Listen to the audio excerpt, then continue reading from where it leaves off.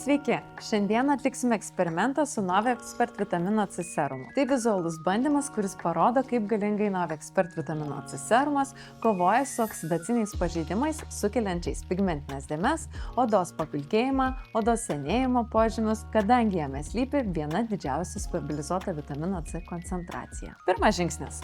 Sumaišome oksiduojantį tirpalą, jodą, su vandeniu dviejose atskirose indeliuose. Antras žingsnis. Į vieną indelį spaudžiame pusės citrinos sultis. Į kitą įlašiname kelis paspaudimus Novexpert vitamino C serumo. Išmaišome abu tirpalus ir viskas. Žiūrime, kaip nutinka magija. Kas įvyksta? Ten, kur buvo įlašinta citrina, tirpalas lieka gelsvai rudas. Beveik nepasikeičia. Tai reiškia, kad oksiduojančios medžiagos, tarsi laisvieji radikalai odoje, lieka aktyvios. O ten, kur buvo įlašintas vitamino C serumas, tirpalas tampa beveik skaidrus. Tai vizualus įrodymas, koks iš tiesų veiksmingas ir galingas yra šis vitamino C serumas. Jis neutralizuoja oksiduojančias medžiagas, kurios odai sukelia pigmentaciją, papilkėjimą, senėjimo požymius, ženkliai efektyviau negu ten, kur buvo citrina. Tai yra vienas akivaizdžiausių antioksidantų. Na, o odai tai reiškia skaistesnę, gyvybingesnę, švytinčią išvaizdą, efektyviai sumažėjusias pigmentinės dėmeles.